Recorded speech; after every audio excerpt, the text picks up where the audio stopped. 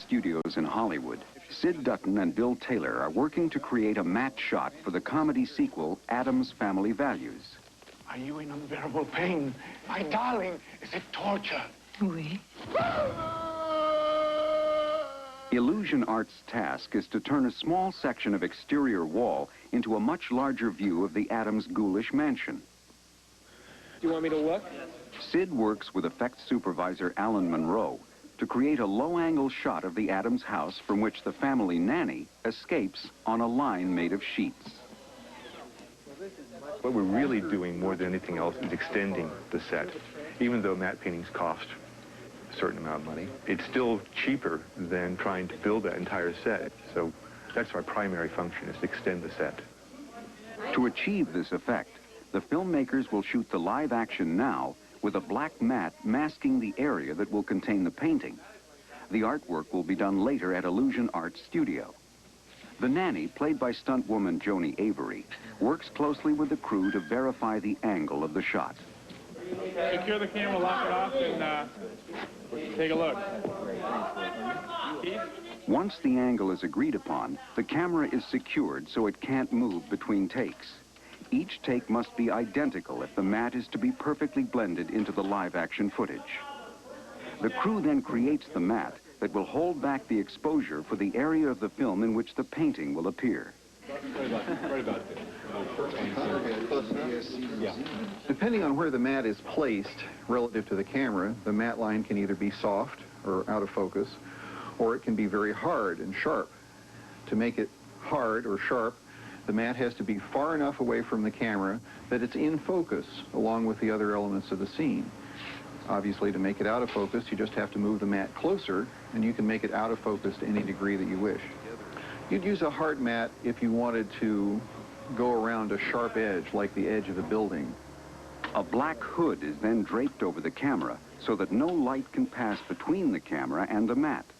This ensures that the area covered by the matte remains unexposed. Dan, let's roll, please.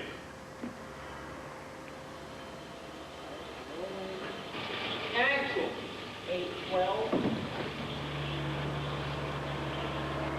The first several takes are ruined by either the nanny or the sheet passing over the edge of the matte line.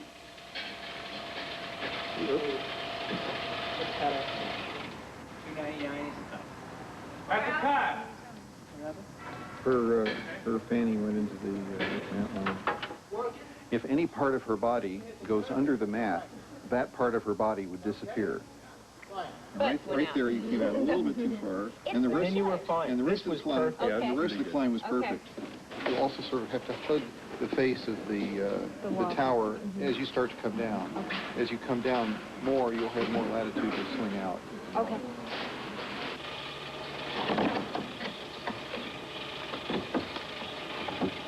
Eventually, everyone is in sync and some good takes are photographed. All right. That's a cut. Reload. We got a good one.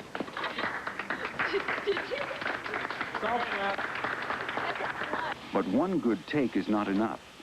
Since the latent image technique involves imprinting the painting directly on the live-action shot, sometimes several takes can be ruined before the shot is perfect. The good takes are broken down into separate rolls, and they're stored in the freezer. When the painting is finished, we take the good take out of the freezer, thread it up into the camera, and expose the painting onto the good take, into that unexposed area that was left reserved, so to speak, by the matte. When the filming is complete, Robert Stromberg is assigned the painting duties. Matte camera operator Mark Sawicki projects a single frame of the film onto a blank canvas, allowing Robert to sketch in the matte lines in pencil.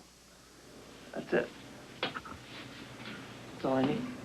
The painting process involves adding the sky and the upper portion of the house up to the marked matte edges.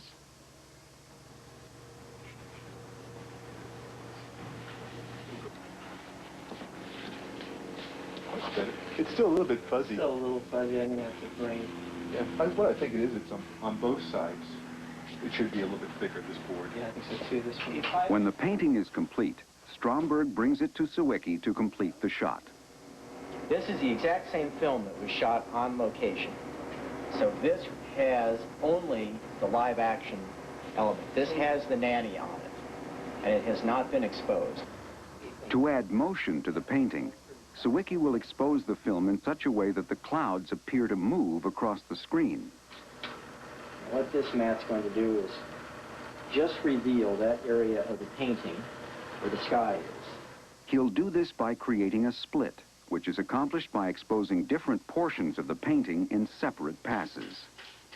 There's a mat in front of the lens that leaves only the top part of the painting exposed. If that painting is moved slowly as it's photographed only in that top section, it will appear on the screen as though the clouds at the top of the frame are moving from one side to the other. Matte technician Lynn Ledgerwood turns a small hand crank to move the painting. The process is precisely timed so that the clouds move as the nanny descends. As the final shot shows, the moving clouds are a crucial element in blending the painting with the live-action shot. The overall effect makes the Adams house a spooky haunt from which a nanny would want to escape. While matte artists contribute to some of film's most memorable scenes, they will never achieve the public recognition they deserve, for a very simple reason.